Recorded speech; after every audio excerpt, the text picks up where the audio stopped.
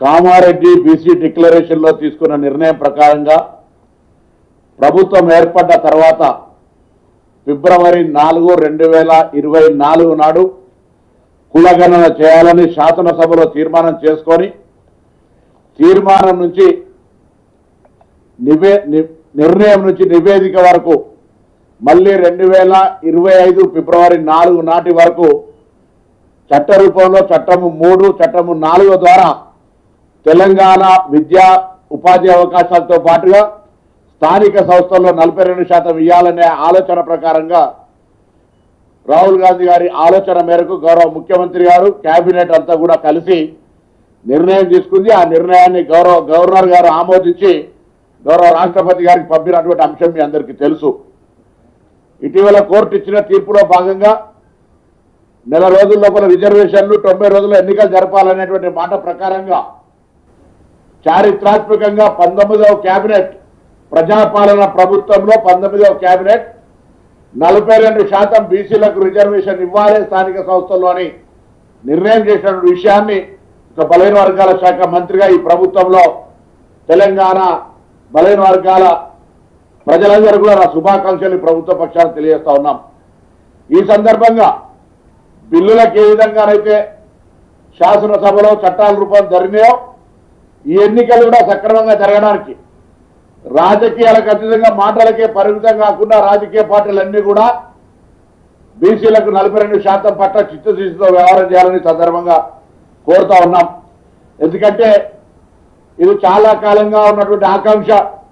రాహుల్ గాంధీ గారు భారత్ జోడో యాత్ర సందర్భంగా ఉన్నటువంటి అసమానతలను గమనించి జిత్తున ఆబాదీ ఉత్న ఇస్సేదారి అని చెప్పి స్లోగన్ తీసుకొని ఇలా ముందుకు పోయే సందర్భంలో తెలంగాణ కాంగ్రెస్ ప్రజాపాలన ప్రభుత్వం ఒక రోల్ మోడల్గా ఈ నిర్ణయాన్ని తీసుకొని ఎంపెరికల్ డాటా అనేక కోర్టుల్లో కూడా అనేక సందర్భాల్లో ఆయా స్థానిక పరిస్థితులను పట్టుకొని రిజర్వేషన్లను పెంచుకోవచ్చు అనేటువంటి వాటి ఆలోచనతో ఇప్పుడే పెద్దలు పొగులేటి శ్రీనివాసరెడ్డి గారు చెప్పినట్టుగా ఈరోజు న్యాయపరమైనటువంటి సలహాలకు సంబంధించి కేబినెట్లోకి ఏజీ గారిని కూడా ఆహ్వానించుకొని అన్ని రకాల కులంకషంగా చర్చ చేసి ఒక గొప్ప చారిత్రాత్మక నిర్ణయం తీసుకుంది ఇలా కేబినెట్.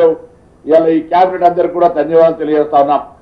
అదేవిధంగా ఈ బలహీన వర్గాలకు సంబంధించినటువంటి కామారెడ్డి డిక్లరేషన్ లో తీసుకున్న తెలంగాణ ప్రభుత్వ పక్షాన ప్రభుత్వం ఏర్పడ్డ తర్వాత ప్రభుత్వం గతంలో ఫిబ్రవరి 4, 2024 నాడు కులగణన చేయాలని శాసనసభలో తీర్మానం చేసుకొని పరిమితమైనటువంటి తీర్మానం నుంచి తెలంగాణ ప్రజాపాలన ప్రభుత్వం నిర్ణయం నుంచి నివేదిక వరకు ఇప్పటి 2025 ఫిబ్రవరి 4 నాటి వరకు ప్రభుత్వం చట్ట రూపంలో చట్టము 3, చట్టము 4 ద్వారా సంబంధించి తెలంగాణ విద్యా ఉపాధి అవకాశాలతో పాటుమైనప్పటికీ కూడా 42% ఇవ్వాలనే ఆలోచన ఉద్యోగాలకు సంబంధించినటువంటి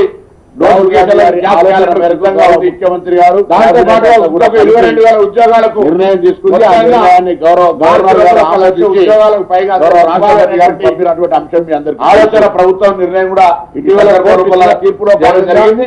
దాంతో పాటుగా రోజుల్లో రిజర్వేషన్ 90 రోజుల్లో ఎన్నికలు జరపాలనేటువంటి గతంలో ఉద్యోగ సంఘాలతో చర్చ జరిగిన సందర్భంగా 19 రకాలుగా వివిధ చేయాలనేటువంటి 42% బీసీలకు రిజర్వేషన్ ఇవ్వాలి ఆఫీసర్ కమిటీ కూడా జరిగింది.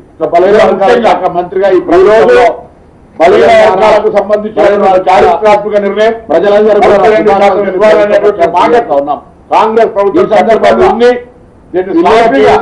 ఎన్నికలు జరిగే విధంగా శాసనసభలో బలహీన వర్గాల ఎన్నికలు కోరుతా ఉన్నాం.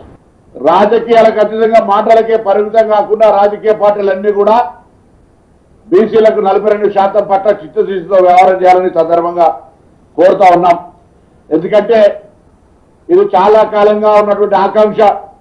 రాహుల్ గాంధీ గారు భారత్ జోడో యాత్ర సందర్భంగా ఉన్నటువంటి అసమానతలను గమనించి జిత్తున ఆబాదీ ఉత్న ఇస్సేదారి అని చెప్పి స్లోగన్ తీసుకొని ఇలా ముందుకు పోయే సందర్భంలో తెలంగాణ కాంగ్రెస్ ప్రజాపాలన ప్రభుత్వం ఒక రోల్ మోడల్గా ఈ నిర్ణయాన్ని తీసుకొని ఎంపెరికల్ డాటా అనేక కోర్టుల్లో కూడా అనేక సందర్భాల్లో ఆయా స్థానిక పరిస్థితులను పట్టుకొని రిజర్వేషన్లను పెంచుకోవచ్చు అనేటువంటి వాటి ఆలోచనతో ఇప్పుడే పెద్దలు పొగులేటి శ్రీనివాసరెడ్డి గారు చెప్పినట్టుగా ఈరోజు న్యాయపరమైనటువంటి సలహాలకు సంబంధించి కేబినెట్లోకి ఏజీ గారిని కూడా ఆహ్వానించుకొని అన్ని రకాల కులంకషంగా చర్చ చేసి ఒక గొప్ప చారిత్రాత్మక నిర్ణయం తీసుకుంది ఇలా కేబినెట్.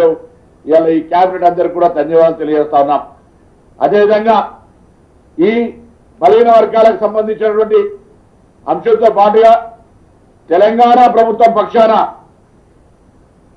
రాష్ట్ర ప్రభుత్వం గతంలో మనం ఉద్యమం కూడా నీళ్లు నిధులు నియామకాల కోసం,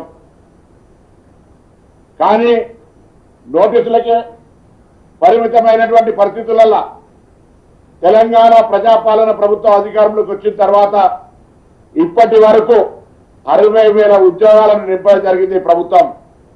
దాంతో పాటుగా కేటగిరీషన్కు సంబంధించి ఇష్యూ ఉండడం వల్ల కొంత జాప్యమైనప్పటికీ కూడా దాదాపు 17,000 చిల్లర ఉద్యోగాలకు సంబంధించినటువంటి నోటిఫికేషన్లకు జాబ్ క్యాలెండర్ సిద్ధంగా ఉంది. దాంతో పాటుగా ఇంకొక 22,000 ఉద్యోగాలకు మొత్తంగా మార్చి లోపల 1,00,000 ఉద్యోగాలకు పైగా అందరికి ఇవ్వాలనేటువంటి ఆలోచన ప్రభుత్వం నిర్ణయం కూడా ఈ సందర్భం లోపల చేయడం జరిగింది.